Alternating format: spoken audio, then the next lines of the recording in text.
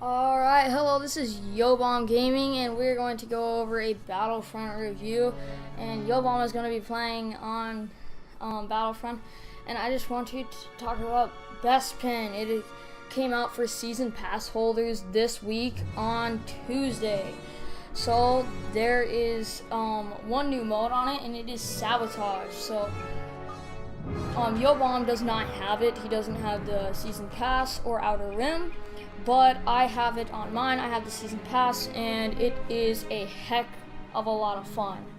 So a few things I want to go over is some of the blasters. So you have the X8 Night Sniper, which is you have to get all the stuff on HUT contracts again for all you people who aren't getting it on the season pass, who if you have it on season pass you would already know. So the XX8 Night Sniper is has a new feature to it. It has heat sensing. Nice. So on your sight, you get everything will show up blue. Even your teammates and your enemies will show up blue. Any light source, heat source really, will show up blue. So that's really what it does.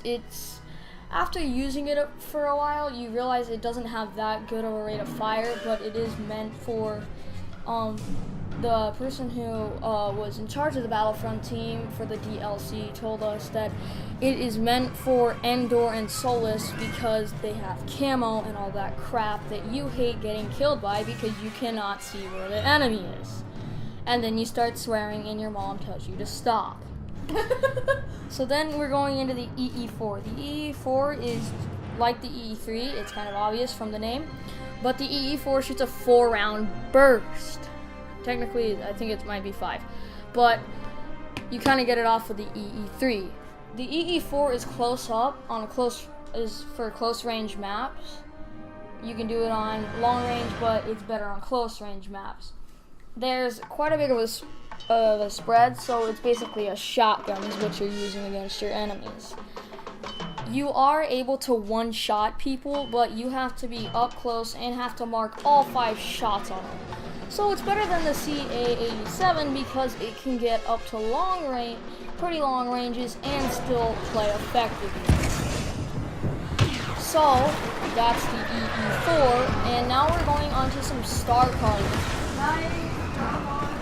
So our first star card is we have the Ion Neutralizer, which has been around for a long time. It's been many people have heard about it, and so what it does is it's basically the Ion Disruptor, but when you shoot it at a vehicle, it will stop the vehicle. Of course, this does not work on AT-STs, AT-ATs, my bad, it does work on AT-STs. Doesn't work on AT-ATs, or it would be way too overpowered. Also in the update, if you stay closer to your partner, your stuff will recharge faster. So next time Yobomb dies, he will try to partner spawn, and there's the EE4. He'll try to partner spawn, and let's see, you can look, and his star cards will recharge faster. You'll be able to see. So he's just going to be waiting for that while I keep talking. So you have the Ion Disruptor, which will stop a vehicle. It is just like the Ion Neutralizer, but you know, kind of the same thing, same concept, but it'll be a star card instead of a pickup. Also, you have the Disruptor Charge. Not going. So this Disruptor Charge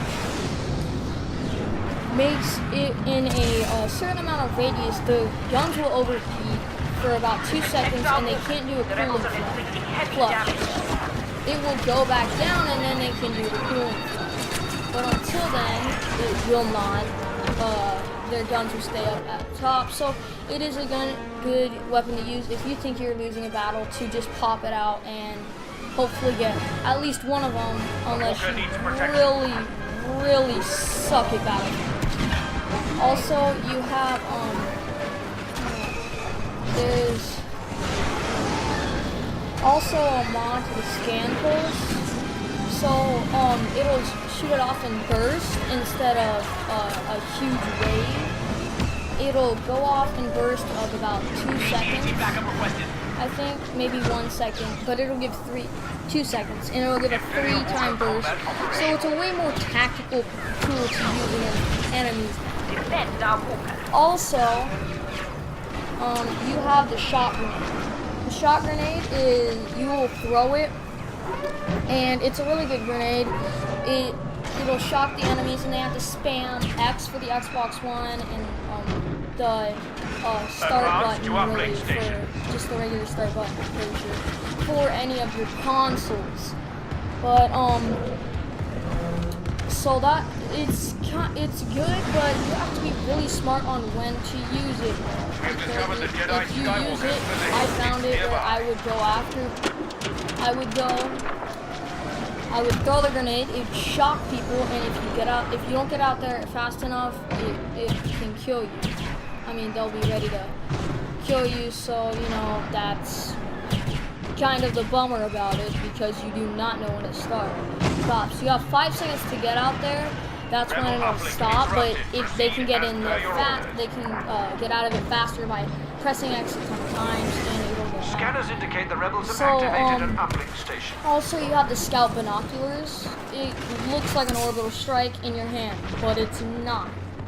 Actually, what it does is you look at people and you can mark them. It'll be a red circle around them, and then it'll circle up, kind of like Doritos 5-shot. If you had the expansion pack, you'd know what I'm talking about. But it's kind of like that, and it'll circle up around you. If not, you know, whatever. So, what it does is it actually marks, it's kind of like an infinite samples, and if you kill people, you get points for it. So, you know, it's good for that reason. It's the DLC that came out is really for helping teams out, really. So also another thing that happened, which is really interesting, is they actually made Royal Guards as Emperor's bodyguards. It's not the Shock Trooper anymore, it's the actual Royal Guards you see on the Death Star in the cloak, kind of. The red cloak with the, it's really cool. It's the same guns and everything. It has the T-20, T-21 is their primary, and then you have your smart rocket and your homing shot. So, as you could probably guess, if they changed it to Royal Guard, then they probably were doing something with the Shock Troopers. That indicates the rebel Yes, they were. Now, rank 70 is the Shock Trooper. It's basically if you can control people and act like you're a Shock Trooper and go up to them carrying the T-21 and a shot in your hand. It's pretty funny to screw around with people like that. It's actually really fun to screw around, especially if they don't know about it. So also, Leia has her new honor guards. It's her Alderaan guards. They have this special helmet with a visor, just this like half oval visor. And they carry the DH-17 instead. And so, as you could probably imagine, because of the fact that they changed the honor guard skin, they changed the honor guard to the Alderaan guard skin. They probably made the honor guard, the old honor guard, the skin, and they did. It's the rank 70 skin. So they didn't really make it. They didn't make any new emotes or any of that crap. They did make one new vehicle, which is a neutral vehicle. That means anybody can basically get it. It is the Cloud Car. The Cloud Car is the fastest car, and the Cloud Car is the fastest plane, and it can also be the slowest plane. Full speed, it is the fastest. You pull it all the way back to hold, it is the slowest. And I personally think that it is the best vehicle of them all because of the fact that it does have a scrambler and a missile, so it's really good for that. The Rebels get theirs as the orange, as you see in the movie episode 5 on Cloud City, and the Imperials get it as a blue, kind of faded blue on theirs. But that's besides the point. So they have two new heroes. They have Lando Calrissian, and when we thought about it, it's Lando. I mean, he has to have some tricks up his sleeve. Lando's a gambler. He's just like Han Solo, but he takes more chances, and he has a bit more luck. So Lando, he gets a fake charge. And so you saw, if you see the yellow, sorry, let me just go into this real quick.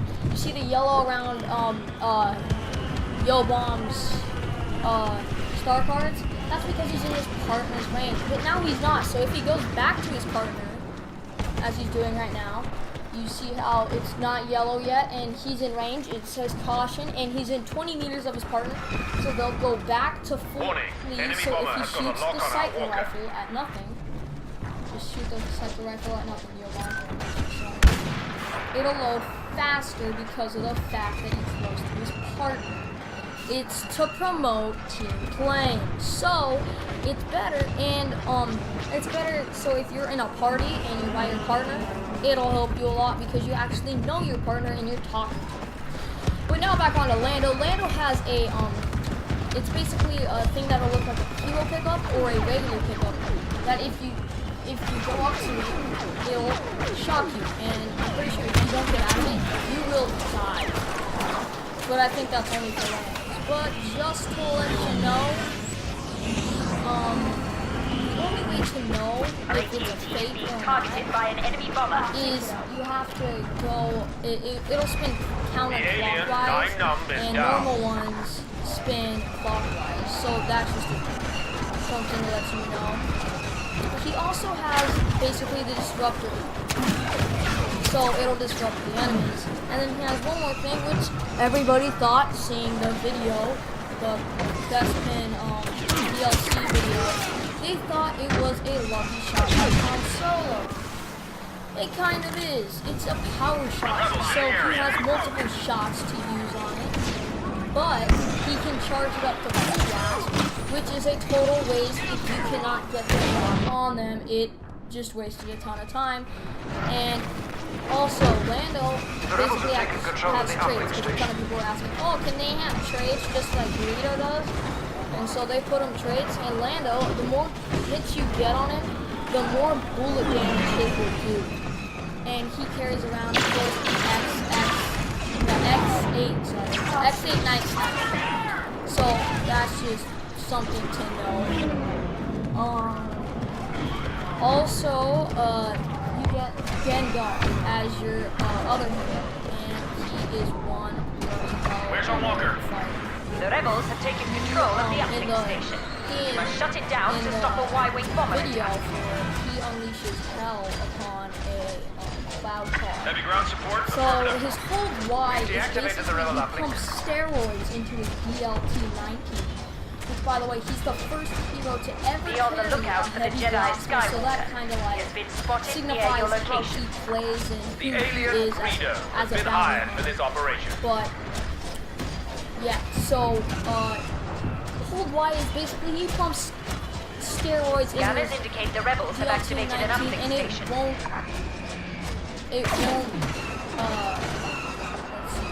overheat. So as you can see, Yo Bomb is like having trouble fighting the guy.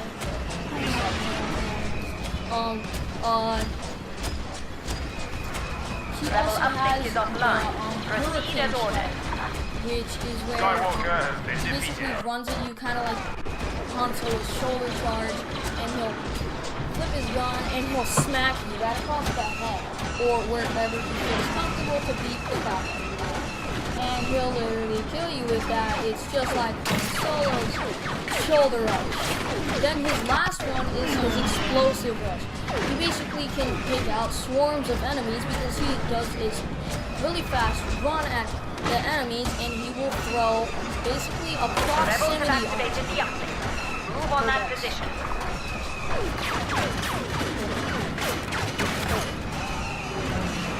So, you can't get out of that, and most of the time you'll just stop. So, you know, just throwing that out there, you'll probably die if you transaction. Deactivated their uplink. So, just noting The that. rebels have taken control of the uplink station. Also, shut it down to stop a Y-wing bomber. Let's sabotage. I'd like to go over the game sabotage.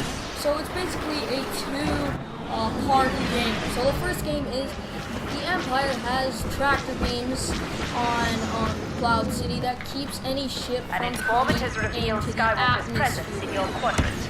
Prepare to face him. We've lost a walker. Hostile speeder is So, attacking the AT-AT.